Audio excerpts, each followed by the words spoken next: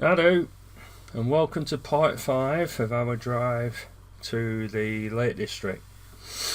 Okay, so as you can see, we're just on the A65 now at Kirby Lonsdale, but this is the next turn right just here is Devil's Bridge. That's a place very, very close to my heart. Lynn and me spent a lot of happy times there over the years on our way to the Lake District or on our way back from the Lake District, and indeed from North Yorkshire. You know, if we come through places like Kirby Stephen and Sedbergh through to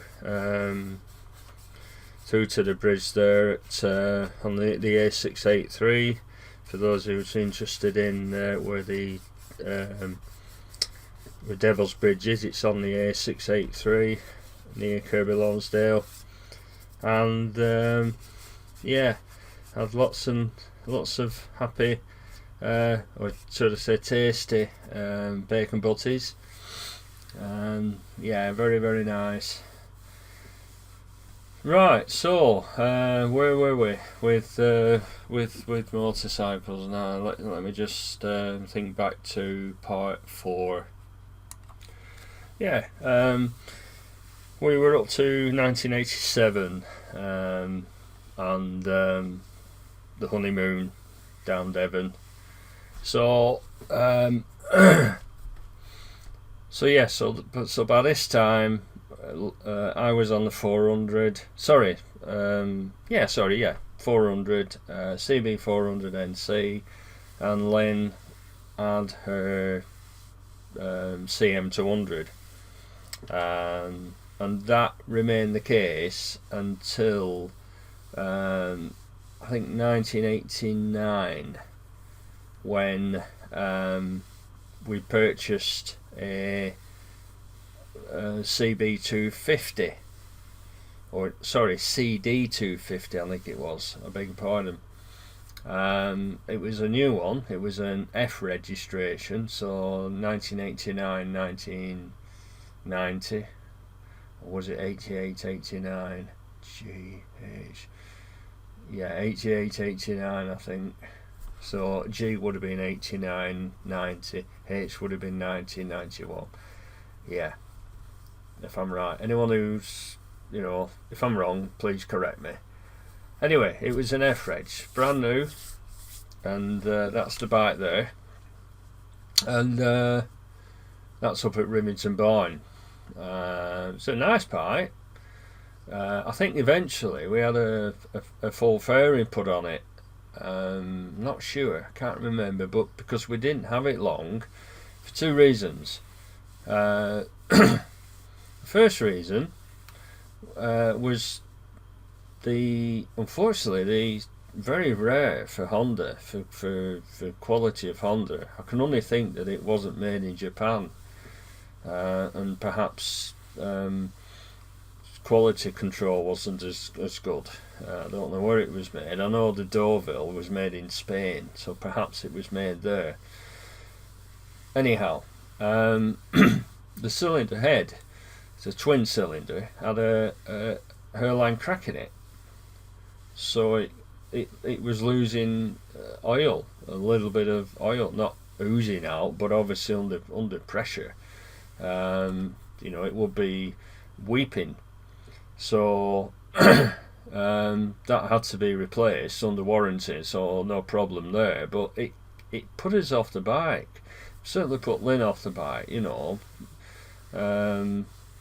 It shouldn't have done, because we got it replaced under warranty. It was fine after that, and it was a lovely bike, electric start and everything, and nice colour of blue, Scottish blue, I guess,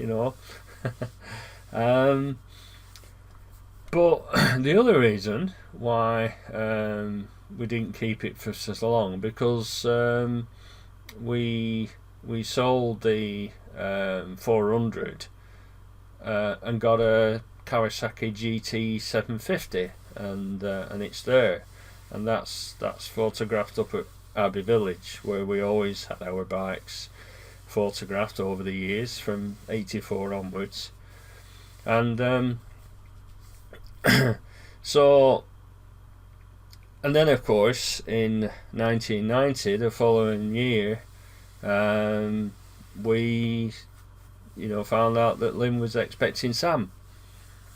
So I can't remember exactly when in the year that we decided to.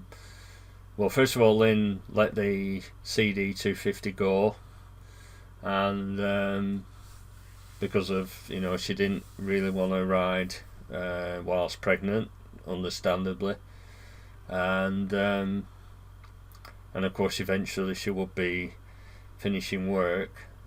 But in 1990 we sold the Kawasaki GT750 for part exchanged it for a Ford Fiesta, a W reg, which was 1980.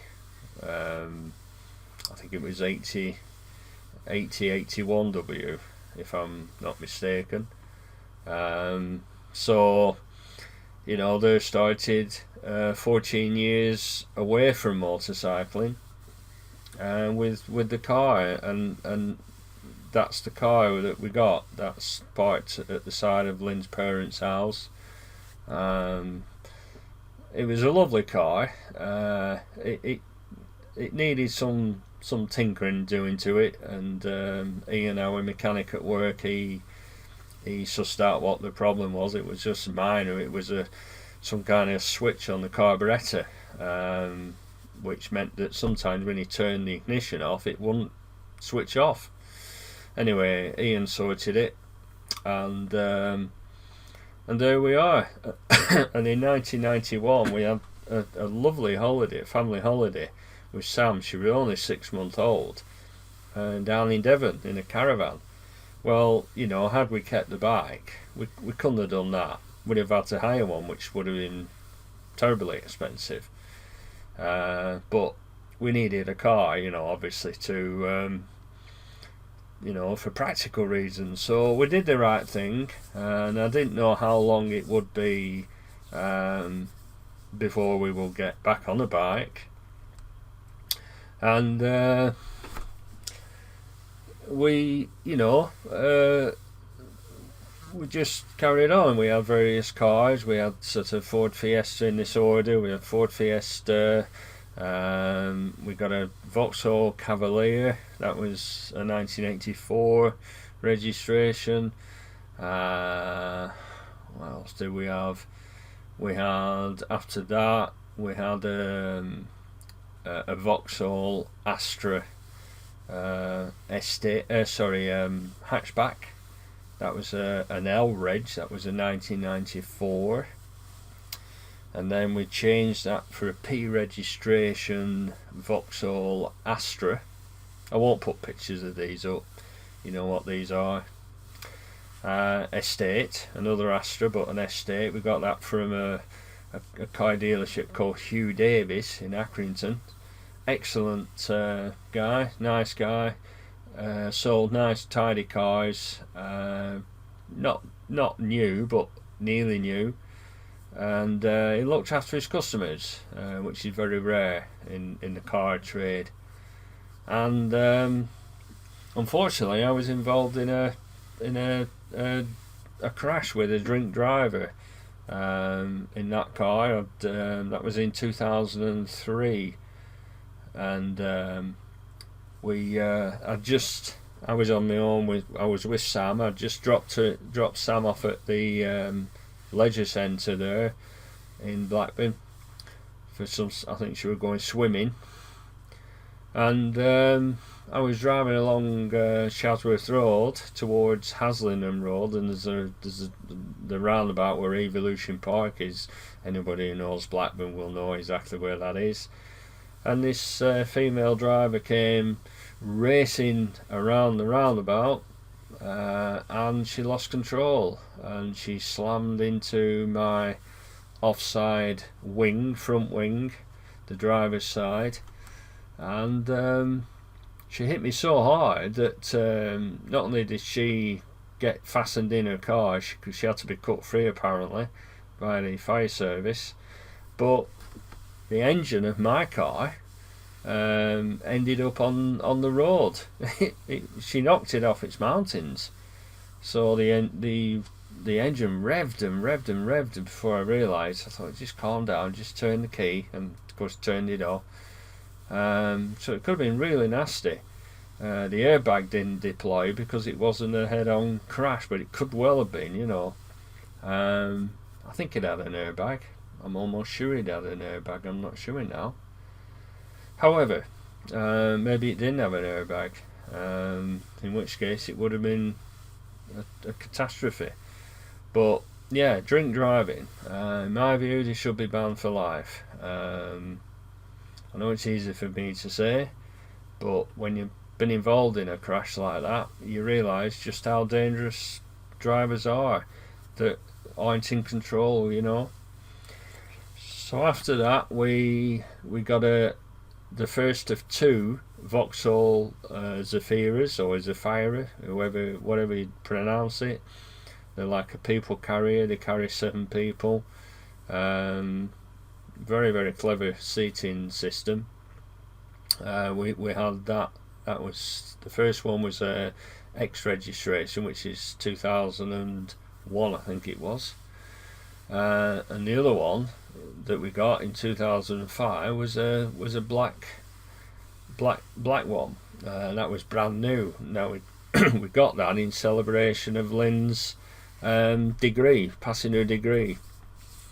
I'll put a photograph of that up. I think that deserves a photograph. That's Lynn with Sam, and they put a ribbon on the car and as requested. So they made a bit of a special thing. They gave Lynn some flowers, which was really nice. That was Lucker's Vauxhall dealership in Blackburn. I think it's called Stoneacre now. So yeah, it was a lovely morning that morning. It was a real joy to pick up a new car, and I think that day we went to the Lake District, 23rd of April 2005. St George's Day, so a special St George's Day that day. So, and then after that, 2005, we got a Vauxhall Jazz, a Honda Jazz. We went for the first time. We got a Honda motor car, and that was a 2008 model, 58 plate. That was a lovely car, a red one, really nice. And the only reason, it's a bit silly when you look back now, but the only reason we let it go in 2011 was the insurance. The insurance, because it was a Japanese car, the insurance for this area was scandalously high. We suffer still, but not as bad. I think the incidence has dropped, but we suffer from unmentionables, shall I say, causing crashes on purpose. Crash for cash, they call it. And ultimately, everybody else's insurance is high because of these, shall we call them bastards? Yeah. So, sorry about the language again. But yes, what else can you call them? So they are a direct result of your insurance being artificially high because of their lawlessness. Why they should affect your premium, but of course that's insurance for you. It's a rip-off. So we got we changed the Jazz for the Ford Ka, little sort of three door mini car, and it was mini. It was small, but we loved it. We initially, we loved the fact that this little black car, it's just what we need. But it became clear that taking grandchildren out and was impractical. It really was. You struggled getting the car seat in. It was hard work. There wasn't much room. Had it just been Lynn and me, well, maybe, we'd have kept it. But the other reason is that because of these awful roads, not just potholes, but the fact that the roads are worn out, so the road noise, because of the small wheels, was horrible. It was shocking. You couldn't hear yourself think. You had to really turn the radio up, blasting out loud to be able to hear it, and drown out the noise, So, yeah, so we had that until, what did we get after that? Ford Fiesta. And that was a 63 plate, so that's a 2013. And that was the last car that we had before the one I've got now, the Peugeot. So yeah, the Fiesta is a lovely car. Lynn absolutely adored that car. I'll introduce a picture here. I think she really suits the car. She's really happy. It drove very, very well. It drove a lot better on the roads. Bigger wheel, bigger car, more substantial, better quality. Yeah, she loved it, and she is, So, aye. So there we are. So, so that's the history of our bikes and cars up to present day. But going back to the bikes, we're now in 2004, and we decided we were able in that year to get back to biking financially. So we looked at what to get. Now I'll take you back to 1990 when we retired from motorcycling due to the impending birth of Samantha. I did see, it must have been brand new because it came out that year. I did see a Honda ST 1100 Pan-European, and I remember saying to Lynn vividly, I remember saying to her, I would love one of those bikes. When we get back to biking, if we can, I'd love to get one of those. And 2004. So naturally, I wanted a Pan-European. However, me being practical and a bit cautious, as I've already alluded to earlier, and Lynn as well, we both with the same mind and everything. That's how we worked. We agreed on most things and worked very well together. So decided on a smaller version of a Pan-European, like a baby Pan, and that's the Honda Deauville, the NTV 650. NTV4 650, I think it's the full title of it, and it's a V-twin. There's a picture of it. It's a V-twin with panniers which cannot be removed, and a top box which can be removed. So we got that on in May 2004. I think it was the 8th of May. I'm not sure. Not sure about that. So we had that from May, and we went on a few rides, and got all the new gear, new helmets, new jacket. We didn't wear bike trousers. We wore jeans like we used to do, and boots and gloves, and it was great. I mean, the first time when I rode the bike back from Bradford Motorcycles, which is where I bought it from, it was an 04 plate registration. Let's see now. Why? Hang on. Why? the more modern ones I can't remember. More recent ones, I should say. Why something 50? No, it'll come to me. I'll put it up on screen if I remember.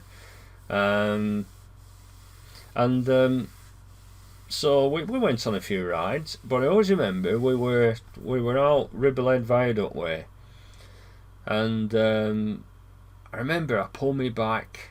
I used to have back trouble, and it's returned now after the crash.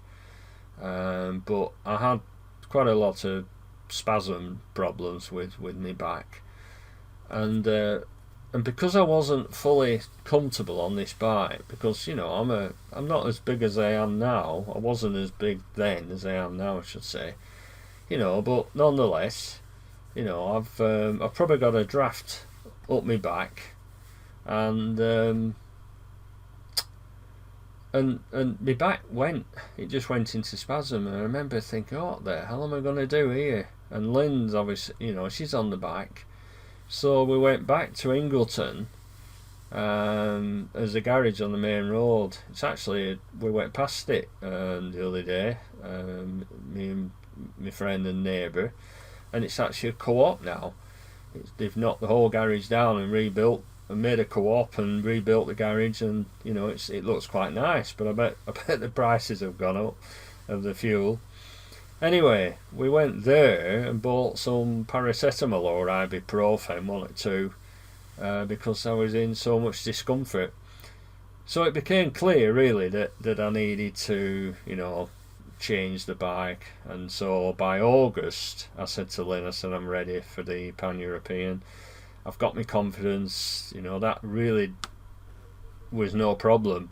I was really, really happy. And so in September 2004, we bought the ST1300, and that is where I'll pick up the story on part 6.